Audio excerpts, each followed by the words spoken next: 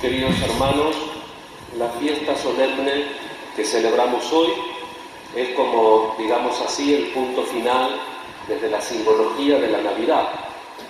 Es designada con diversos nombres: purificación de María en relación con el rito de la antigua ley, la presentación del Señor, nombre dado por la reforma litúrgica del Concilio Vaticano II en el primer domingo de Adviento, entró en vigor del año 1969. Encuentro es el nombre más antiguo y es la fiesta más antigua de la Virgen, que en griego se dice la Hipapante, la fiesta del encuentro. Encuentro de Jesús con el viejo Simeón y con la profetisa ultraoctogenaria Ana. Esto es el encuentro del Antiguo con el Nuevo Testamento, inaugurado con el nacimiento de Jesús. Los armenios la llaman la venida del Hijo de Dios al templo. Candelaria también se conoce en muchos pueblos, porque en Jerusalén había una procesión cuyo testimonio está dado por la Virgen Egeria o Silvia al final del siglo IV, final de los años 300. En nuestras celebraciones litúrgicas, a lo largo del tiempo de la Navidad, celebramos el misterio de la Encarnación, es decir, el hecho de que Dios quiso ser uno de nosotros, el Emmanuel. Durante el resto del año litúrgico celebramos el mismo misterio bajo diferentes aspectos. Hoy, en esta fiesta de la presentación de Jesús en el templo, celebramos la Encarnación como una reunión, hipapante, un encuentro, el encuentro de Dios con la humanidad, expresado simbólicamente en la reunión en el templo el 40º día después del nacimiento de Jesús. En el rito de la luz, que precedió a nuestra celebración eucarística, celebramos el mismo misterio de la Encarnación, de Dios, Dios que viene como luz a nuestra oscuridad. En su relato de la infancia de Jesús, San Lucas subraya cuán fieles eran María y José a la ley del Señor. Con profunda devoción llevan a cabo todo lo que se prescribe después del parto de un primogénito varón. Se trata de dos prescripciones muy antiguas. Una se refiere a la madre y la otra al niño neonato.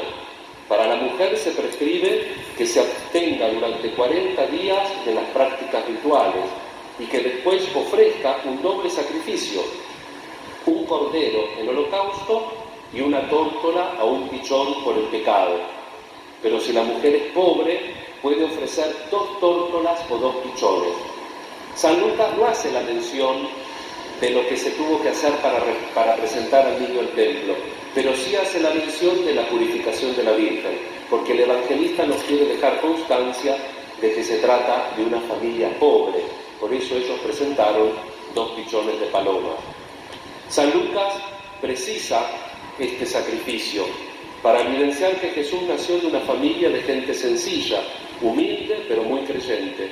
Una familia perteneciente a esos pobres de Israel que forman el verdadero pueblo de Dios. Para el primogénito varón, que según la ley de Moisés es propiedad de Dios, se prescribía en cambio el rescate, establecido en la oferta de 5 siclos que había que pagar a un sacerdote en cualquier lugar. Ello en memoria perenne del hecho de que en los tiempos del Éxodo Dios rescató a los primogénitos de los hebreos. Es importante observar que para estos 2 actos, tanto para la purificación de la madre como para el rescate del primogénito, no era necesario ir al templo.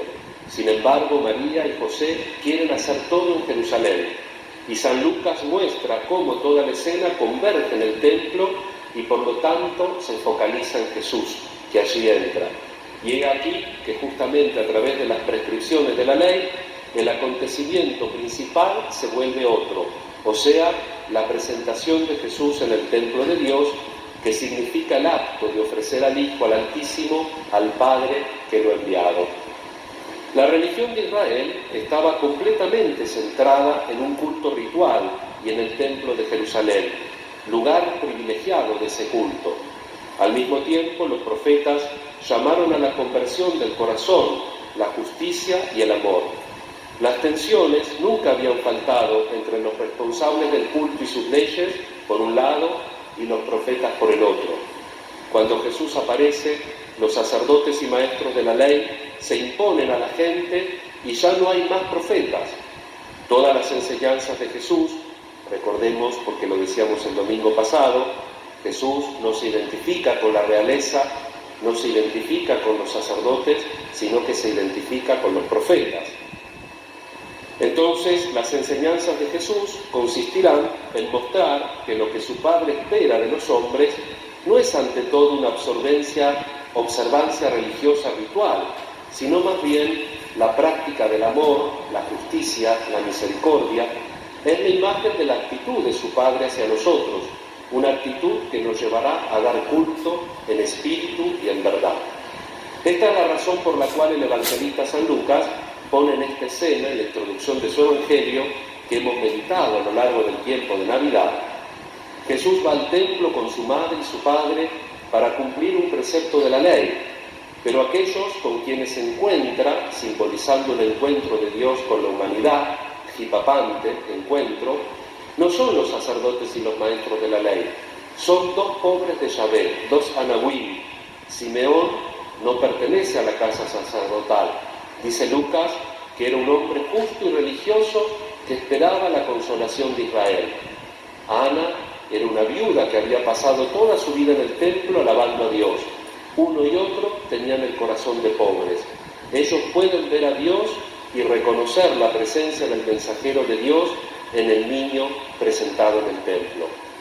Esta primera visita de Jesús al templo y la otra a la edad de 12 años, también mencionada por San Lucas, y durante la cual Jesús afirma su autoridad, será seguida por varias otras visitas al templo durante toda su vida pública, que serán todas encuentros de Jesús con el pueblo y al mismo tiempo las confrontaciones con los encargados del culto y de la ley.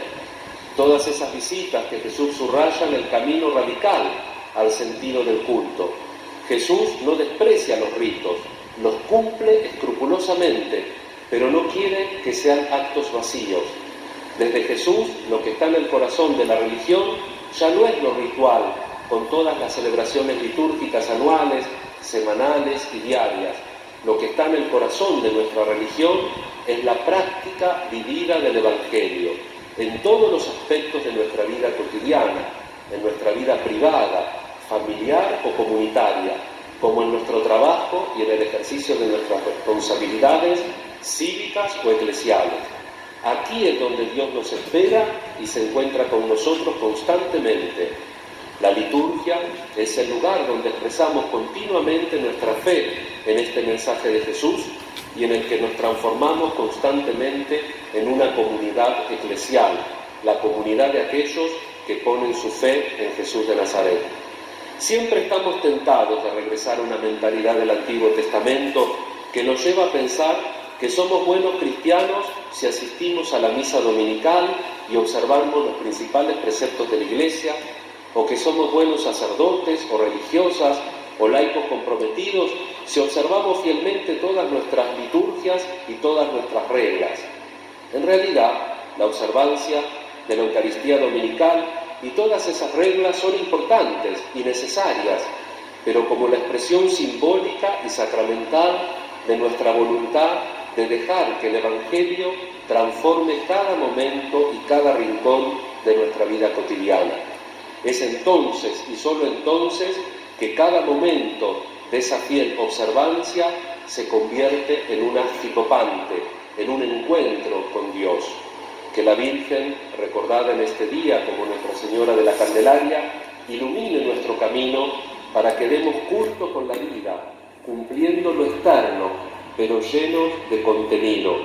Que nuestra religión, queridos hermanos, nunca sea mero rito, sino lenguaje del amor. Que así sea.